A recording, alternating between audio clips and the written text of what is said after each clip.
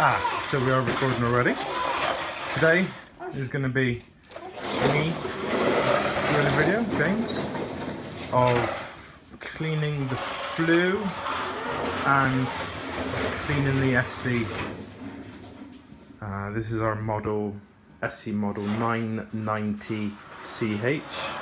It does our hot water, it does the heating for the house, it does our cooking, it does everything. So what I'm going to do today is to take it apart, give it a good clean down, just to make sure that it's all running efficient and as it should, really. And also we don't get any flue fires, because obviously you don't want a fire in your chimney there. So with our system, we've got a little access point just up there as before it goes through the metal plates. What I'm going to do is, it's not positioned in a great place. I can access that screw with my wife's screwdriver. And then for the rear, I have to use this short little focus. This short little stubby screwdriver which can get round. And then we'll start up there. I'll get that undone and meet you back. Right, so the plate's been removed.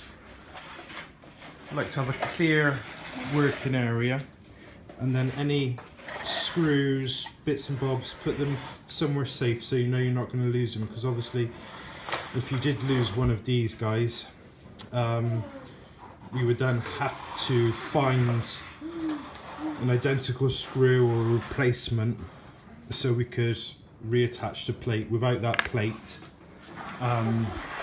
the room would just fill with smoke in a short space of time, and there goes our heating, cooking and hot water. So what I'd like to do is I like obviously to work top downwards. Now what I use is an extendable chimney sweep. This one's got metal prongs. You can get them various different sizes. But this one is matched to the diameter of our Flue there, 6 inches. So it gives, you can get the plastic nylon bristle ones. I'm sure they work, but this I feel gives a bit more of an aggressive clean, which in my eyes is better. I've never had it stuck or come loose. They're just screw thread adapters, and then we're going to slowly piece each one up, and then obviously coming down into the stove itself, and then anything that comes down will clean up once we disassemble the stove, the range itself. So now I've got my wonderful camera lady, loving wife, to do a quick bit of work for me. So before we gain access into the access point and start cleaning, what I like to do is to limit the amount of soot that's going to fall down. And what I do, just put a little cardboard baffle, paper baffle, to stop any material falling down into the chamber itself. It is cleanable once you do open it up, but obviously you are making your work for yourself there. If you can just clean it nice and easily from here, apart from having to do extra cleaning inside, all the better. Okay, so access point. It takes a bit of shoving, but it's in there. What you will notice is that these plastic rods, they will bend over multiple uses, but that, as long as you use them in the same order as you did last time, it's okay.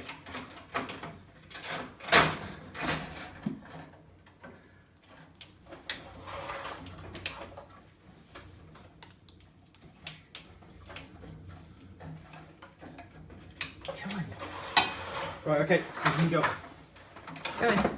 So what you do is you clean as far and as much as you can with just one piece that's been attached, backwards and forwards multiple times, and what you'll hear is bits of and can see is build up just being dislodged and dropping down. And then generally, very simple, what you do is just, you get your next rod attachment, bit fiddly, but you screw it on, and then you keep just repeating the process. Forwards and backwards to the full extent, to the full extent of your rod, until you're happy that no more deposits are coming down.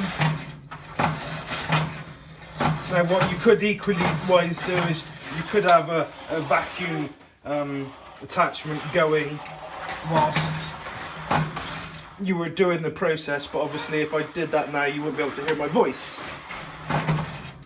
So, one or the other. Right, done. Okay, so I've got about 5-6 rods attached for our Flue. From previous experience, I know that I should be reaching the top. So generally you keep going very slowly now, gently, until you can feel a stop, a barrier, and then you know you reach the top of your Flue, generally your Flue cap. You don't want to go too crazy, push it too hard and dislodge it. So at that point, just give it a small little shove, and then what you do is you can bring it back down slowly, and you can do a bit more cleaning on the way down, and then you're going to bring it down and start to disconnect piece by piece by piece.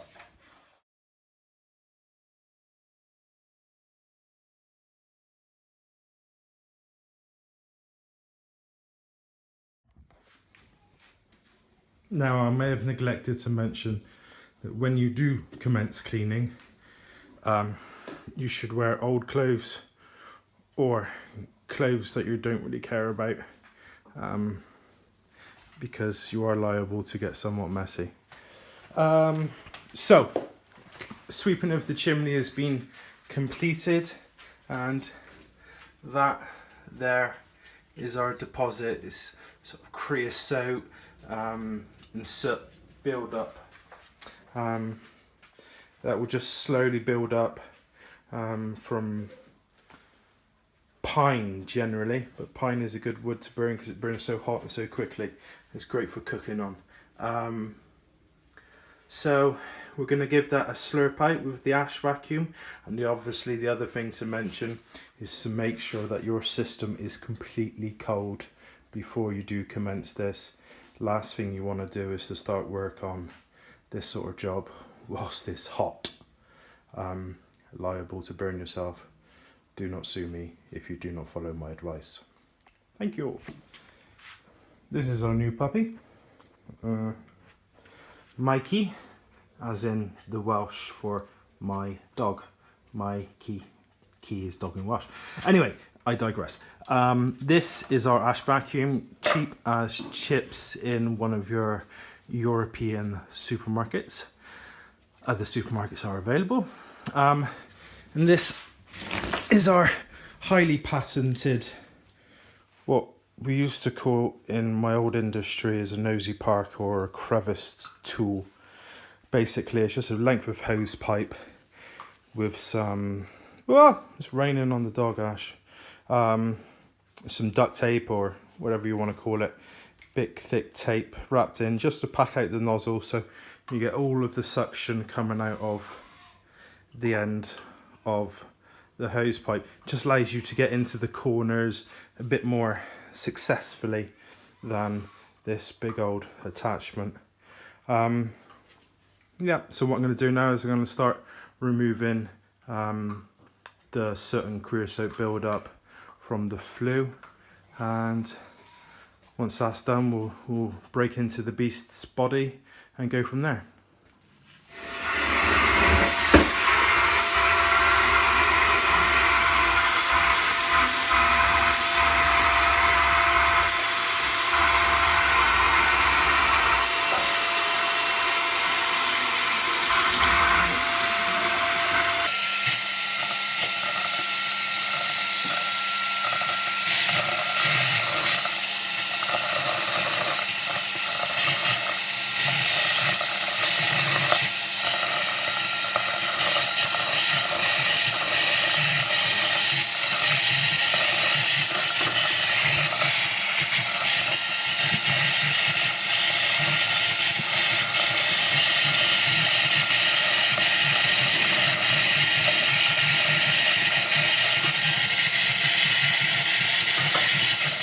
Okay, so we've got that vacuum cleaned out.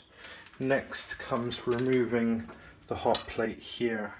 Now you got a 5mm Allen bolt there, which is holding it down, and another one on the other side.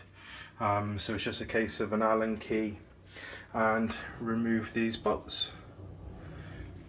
Okay, so now we're going to remove the hot plate itself. Now it's quite a large piece of metal, quite thick, very heavy.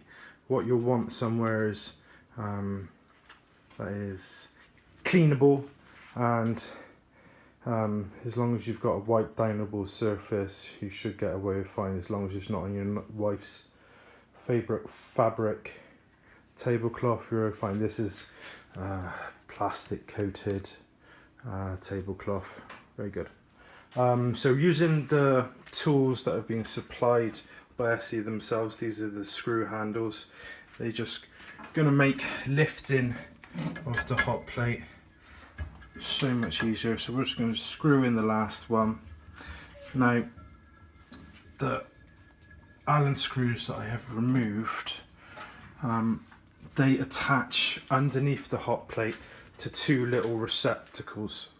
Very important that you try not to move these receptacles, because when you do come to reinstall the hot plate, once you've done your cleaning, if these have moved a little bit to the left, a little bit to the right, it can be an awful job to try and get these Allen screws back in the same hole. I will show you that momentarily. So inside of the carcass of the range, this is your fire chamber where your logs would go in here.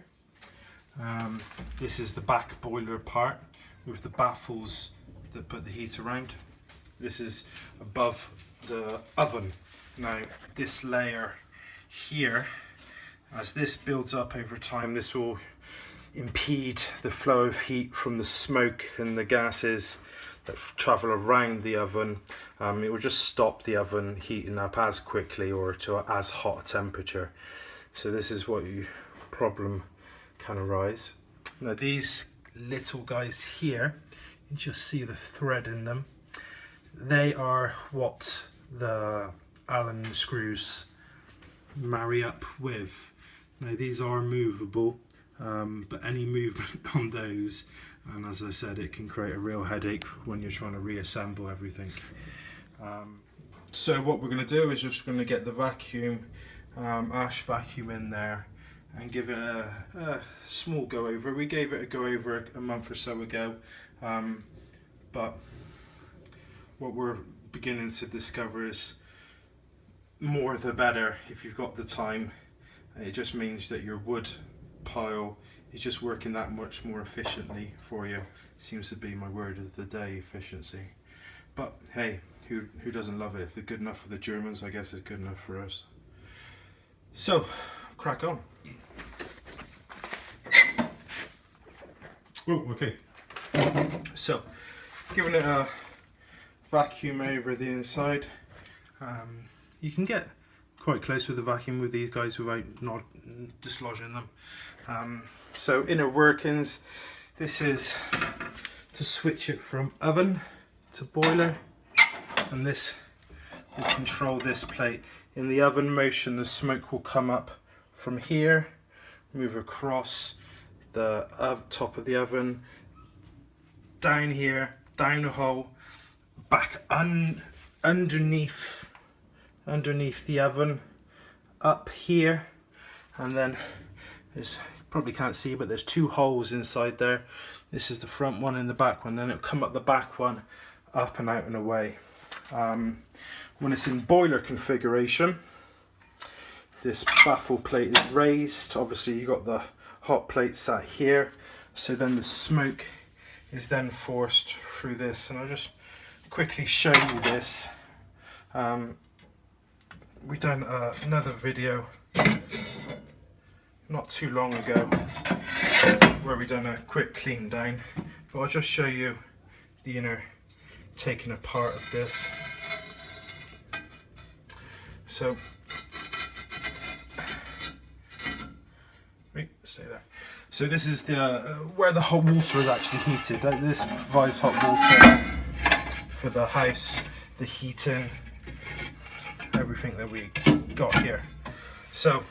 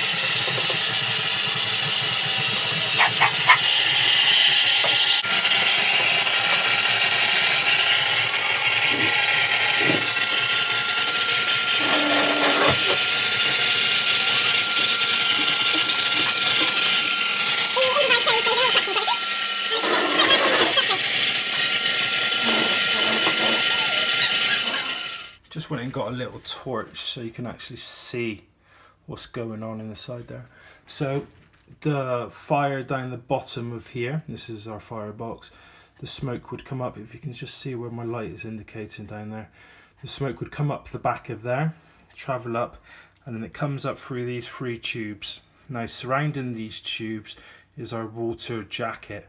This is the water that heats, gets heated by the fire and the gases, and then it travels in next door to our 1500 litre water tank.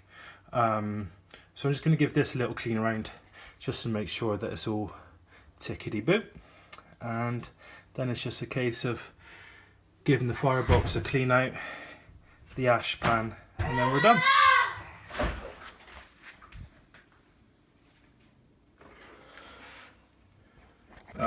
Upside down. I think it's upside down. I hope this is okay.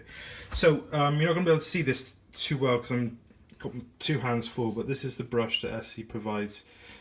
Just a little metal scrubbing brush.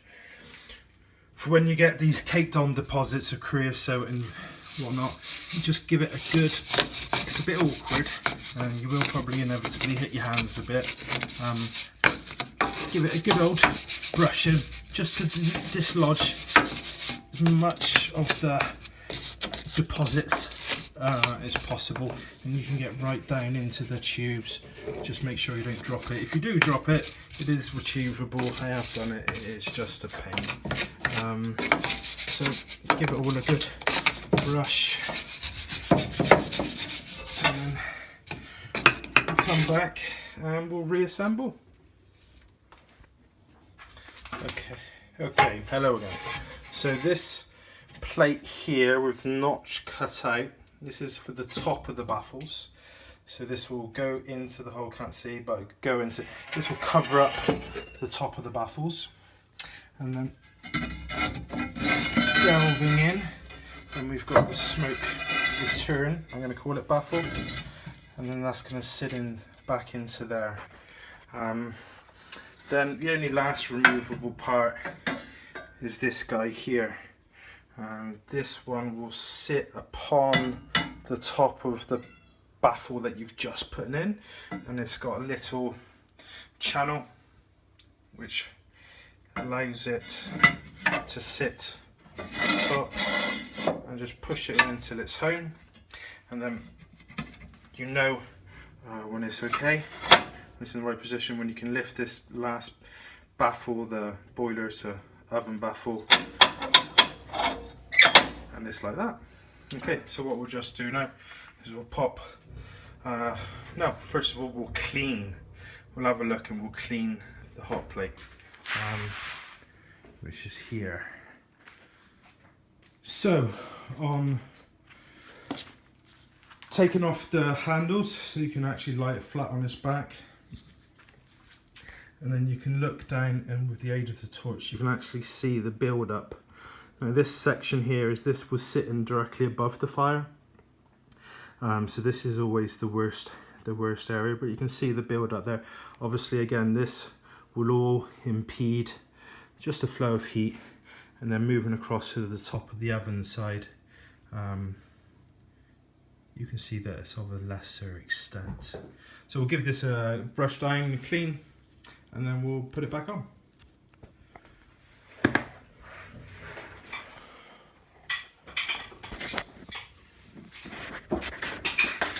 Okay, so we've got the hot plate reattached. Then what I like to do is use the torch. I'm not sure if you'll be able to pick this up on the phone,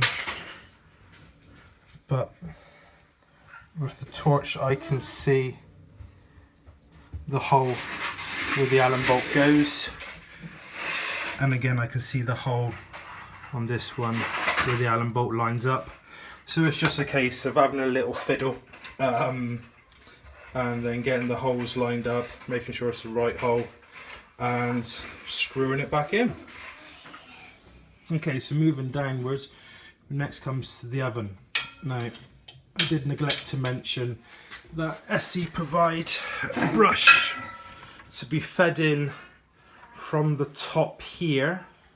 It comes, it pushes it along, and then it goes down a hole, which then it will bring it down the side of the oven itself, and then you come give that a good stir around. It's a bit hit and miss. Obviously you can't actually see what you're doing, so you just got to have to feel your way and stumble around, and then it comes into the oven itself. Just grabbing my camera now. On the base of the oven there's a plate you can see here. Now on the back of your multi-tool that the Esse provides, there's a little spigot, I guess, I know. That lines up with the hole, and you rock it up. William, please, no. You rock it up, and then this plate is removed, and this allows you access to the area where the smoke and the gases flow. They're underneath the oven body itself, and as you can see, there is a build-up of deposits. So once we've gained access into, okay, so I found what I was looking for is this guy. This is the other tool that Esse provides. So what you can use this one for is you reach it in and then use it a bit like a scraper. You can draw back all the ash and soot from the corners so it can be collected. It works, nothing wrong with it. If you've got anything heavy and built up,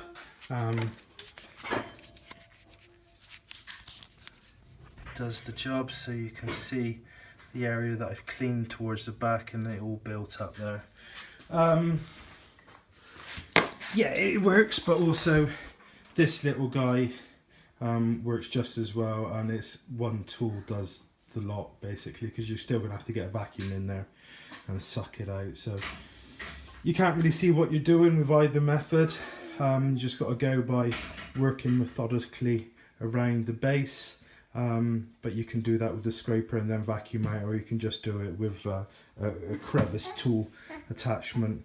So horses for courses. Okay, so as you can see now, I've got a torch upgrade. I'm not using the sun's torch, I'm using my own torch, which I probably should have done from the start. So we've got the firebox there, then from bleeding downwards you've got your secondary oven, which is a good size oven. Dependent on how hot you get the oven, you will... how hot you get the top oven. No, William, it's my torch. How hot you get the top oven will vary on how hot you get the bottom oven. But moving forwards, my wife loves that. This is your ashpan area. So this is the ashpan itself with the multi-tool attachment for removing it. As you can see, we probably should have emptied this or the ashpan a while ago, and some has been spilt. So it is just a case of getting in there with your crevice tool and removing everything by hand. Oh, well, not by hand, but with the vacuum. Now these, I'll try and show you. These strips here, they seem to be laser cut, plasma cut strips of metal. Now they can all be removed.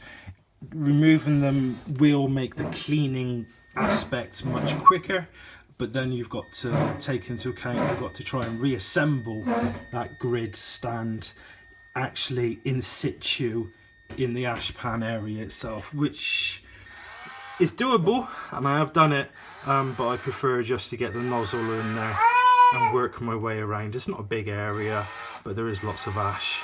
So last job, and then give the range wipe down, and then we're good to go.